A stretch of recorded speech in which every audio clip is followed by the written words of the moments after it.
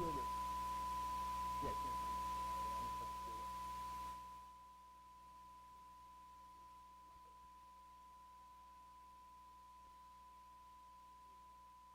we gotta go. Come on.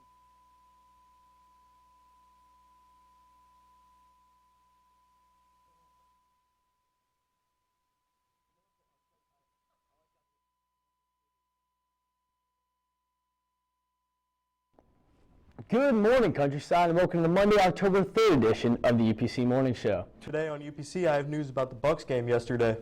In entertainment, I have news on Kim Kardashian's robbery. I'm Jacob Young. And I'm Bo Fitzgerald. UPC starts right now.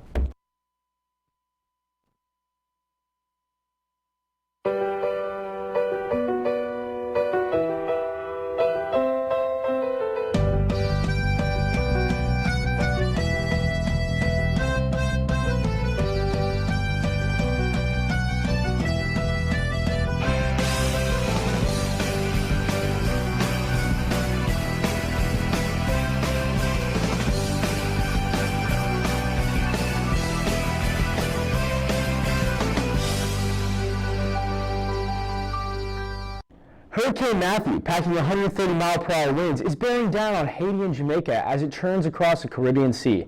The slow-moving storm is now within 300 miles of Jamaica and Haiti, set to unleash torrential rainfall before making landfall in Cuba.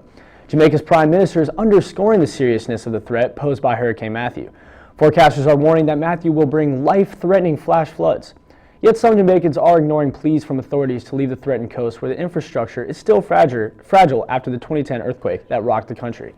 Cuba is also bracing for Matthew's impact as U.S. officials evacuate hundreds of employees and their families from the naval base at Guantanamo Bay.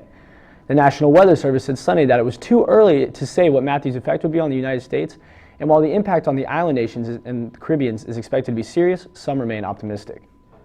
In response to a student threat, Imagine School in Sarasota County will have extra police on campus today. Police say 2 students have been identified in connection with an investigation that unfolded over the weekend, while the charter school will be open today. There will be extra police presence on both the upper and lower school campuses. The 2 students who made the threats will not be permitted on campus, according to authorities. Students made verbal threats to do harm to the upper school on Friday. The school's principal immediately contacted police upon receiving information of the threats. Imagine School's principal wrote a letter thanking police for their quick action and serious treatment of the issue and praising students for speaking up. This incident comes just as a new law making school shooting threats a felony took effect on Saturday. However, it is unclear if the students will face charges. In school news, the Chinese Club will hold a meeting at K4 after school tomorrow, Tuesday. The Bestsellers and Muse Club will be meeting today in room J5. They will be making posters, so stop by if you'd like to help. Calling all students that want to volunteer for our Barnes & Noble Book Fair Committee to help with organizational efforts as far as social media and advertising, as well as running the event. Stop by and see the media specialist, Miss Omio Prezio, in the Media Center as soon as possible. Blood drive sign-ups will be during lunch October 3rd to October 5th. There will be a Mu Alpha Theta meeting on Tuesday after school in room A8.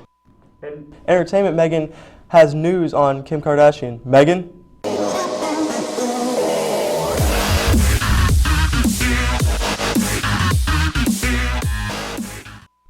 Reality TV star Kim Kardashian West was held up at gunpoint in Paris on Sunday. She's been overseas for Paris Fashion Week. A spokeswoman says masked men dressed as police officers confronted West. The star is badly shaken but physically unharmed. Her husband, rapper Kanye West, was playing a concert in New York at the time. He abruptly left the show, telling the family it was a family emergency. Now back to you, Jacob.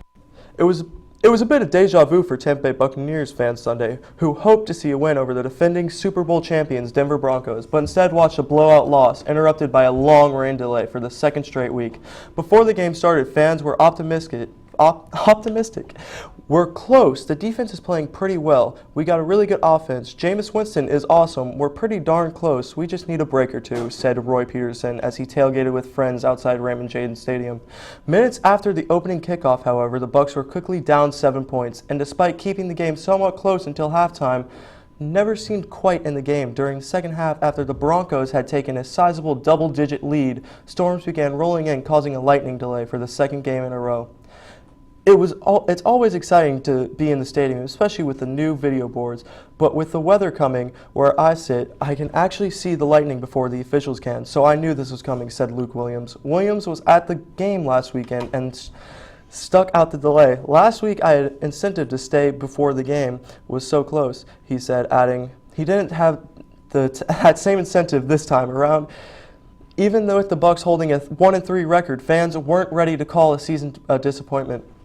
They were quick to the point out. Two other teams in the NFC South have the same record with 3/4 of the season still to play. That's all we have today on UPC. Thank you for watching and have an awesome day, Countryside.